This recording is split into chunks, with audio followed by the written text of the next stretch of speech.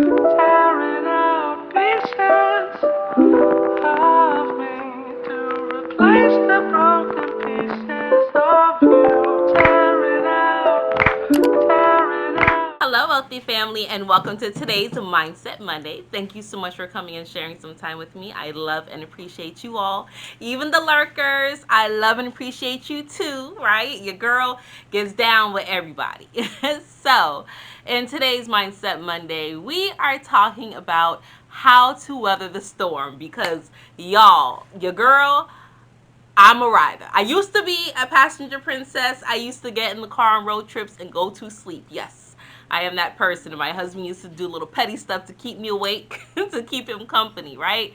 But with him traveling so much and been on the road, I had to break out of that. And I recently took a trip to Atlanta, drove by myself with the baby and my 21-year-old son. And then this past weekend, I drove down to Miami, which is where I'm from. My husband, unfortunately, had to go for a funeral, and I went down to meet up with him so I can see him for a day and a half, and then he flew back out.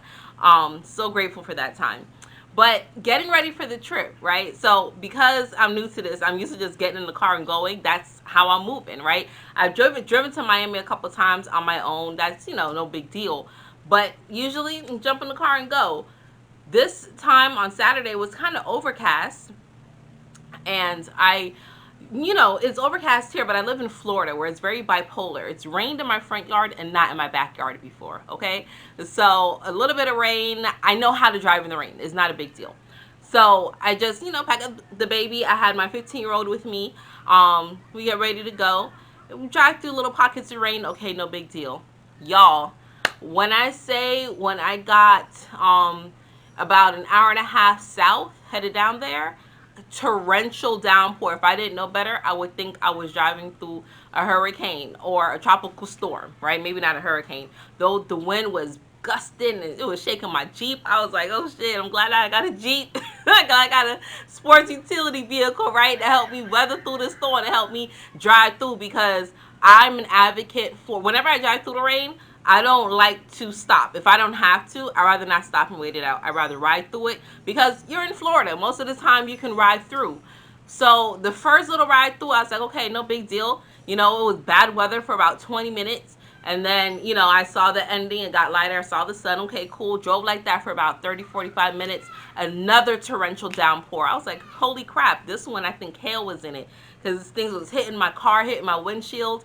And I was like, look, as long as I can see the guidelines on the road, I'm going to keep riding through. I may go like 30, 40 miles an hour, but I'm gonna ride through, right? Here they say don't put your flashers on, make sure your headlights are on. So I made sure my lights were on, which they weren't originally. I don't know how they got turned off, but I made sure my lights were on, right? I was prepared. I got focused. I put on my music that I can ride to, and I was just paying attention to the car in front of me and the lines on the road, right? Did what I had to do.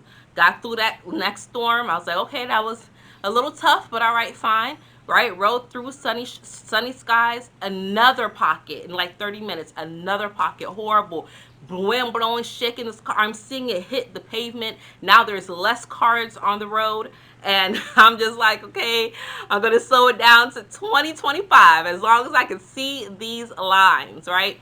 And then I just got to thinking, this some BS. It's so typical of down south. It's so typical to have shitty weather. One, on the day when you're having a funeral.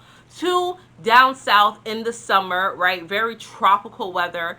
Three, having little notice, although I could have known if I paid attention to the radar, but who wants to do that, right? Who wants to pay attention to the radar? Not me. I'm the passenger princess.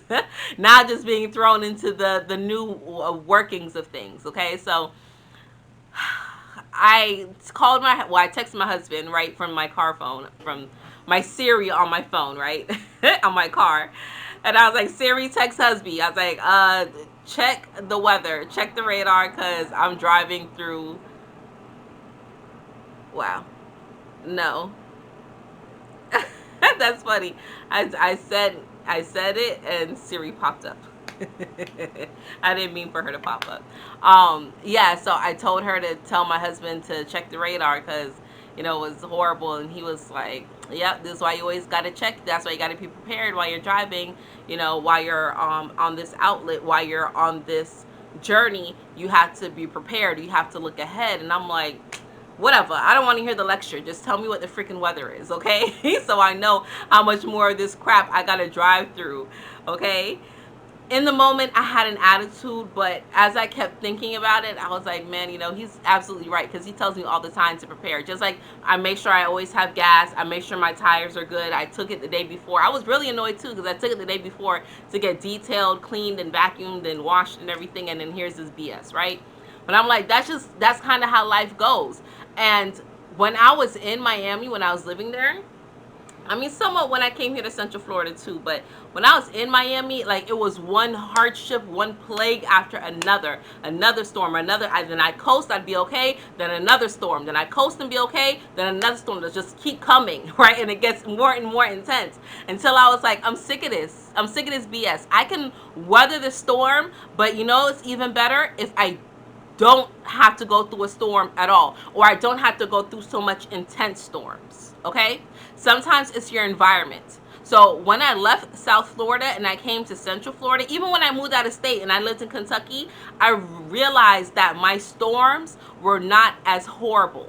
Sometimes we look at things and we're like, whoa, what is me? Why is my life like that? Wait, whatever, right?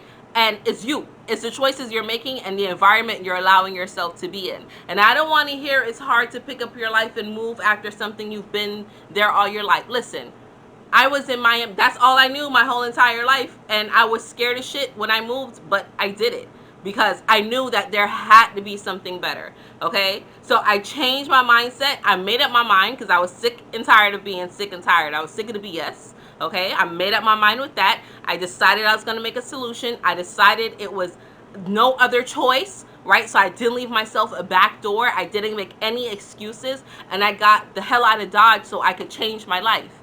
And although I still have storms to this day, right? I still follow my basic foundational principles. As long as I use my experiences to keep me in the guidelines and the parallels of me controlling my own energy, and I keep myself focused on what's in front of me, like my future. Every now and then I'll check my rear view to make sure there's not some maniac trying to speed like a fucking demon in the storm, right? About to crash into me.